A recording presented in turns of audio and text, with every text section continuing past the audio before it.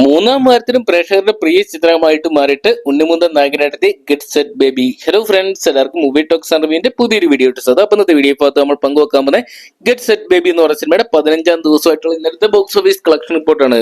Video ആദ്യമായിട്ട് കാണുന്ന സുഹൃത്തുക്കളാണെങ്കിൽ ഏറ്റവും പുതിയ സിനിമാ വിശേഷങ്ങൾക്കായിട്ട് ഇപ്പോൾ തന്നെ ചാനൽ സബ്സ്ക്രൈബ് ചെയ്ത് നോക്കുക. ഉണ്ണിമുകുന്ദൻ, നിഖില വിമല്, ചെമ്പത് വിനോദ് ജോസഫ്, മീര വാസുദേവൻ തുടങ്ങിയ കേന്ദ്ര കഥാപാത്രമാക്കി വിനയ് ഗോവിന്ദ് അണിയിച്ചൊരുക്കിയ ഏറ്റവും പുതിയ മലയാള ചിത്രമാണ് ഗെറ്റ് സെറ്റ് ബേബി എന്ന് പറയുന്ന സിനിമ. മികച്ച അഭിപ്രായങ്ങൾ സ്വന്തമാക്കിയ ചിത്രം. എന്നാൽ മാർക്കോയ്ക്കൊത്ത ഒരു വിജയം സ്വന്തമാക്കാൻ സാധിച്ചിട്ടില്ലായിരുന്നു. കാരണം എന്തെന്ന് നോക്കുകയാണെങ്കിൽ മലയാളികൾക്ക് ഇപ്പൊ ഇഷ്ടം വയലൻസും ആക്ഷനും ത്രില്ലറും മാത്രമാണെന്ന് ഒന്നുകൂടെ ഊട്ടി ഉറപ്പിക്കുന്ന രീതിയിലാണ് ചിത്രത്തിന്റെ കളക്ഷൻ റിപ്പോർട്ടുകൾ പുറത്തു വരുമ്പോൾ അറിയാൻ സാധിക്കുന്നത്.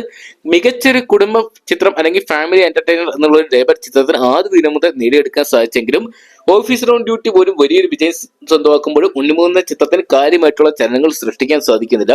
15ാം ദിവസമായിട്ടുള്ള ഇന്നലെ ചിത്രത്തിന് കളക്ട് ചെയ്യാൻ സാധിച്ചിരിക്കുന്ന സ്കാനിംഗ് പുറത്തുവിടുന്ന കണക്കുകൾ പ്രകാരം വെറും 7 ലക്ഷം രൂപ മാത്രമാണ്.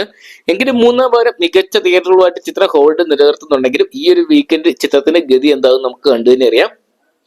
നല്ല അഭിപ്രായങ്ങൾ നേടിയ ചിത്രം ബോക്സ് ഓഫീസിൽ വലിയൊരു വിജയം സ്വന്തമാക്കണമെന്നാണ് ആഗ്രഹം. എന്തൊക്കെയാണ് കാത്തിരിക്കാൻ ചിത്രത്തിന് വരും ദിവസങ്ങളിൽ ആ ഒരു വിജയം നേടിയെടുക്കാൻ സാധിക്കുമെന്ന് അറിയാൻ വേണ്ടി.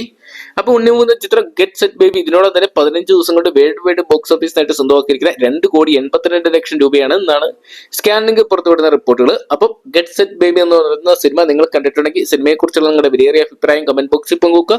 വീഡിയോ ഇഷ്ടപ്പെട്ടെങ്കിൽ ലൈക്ക് ചെയ്യാനും ഷെയർ ചെയ്യാനും ചാനൽ സബ്സ്ക്രൈബ് ചെയ്യാനും മറക്കണ്ടാവും.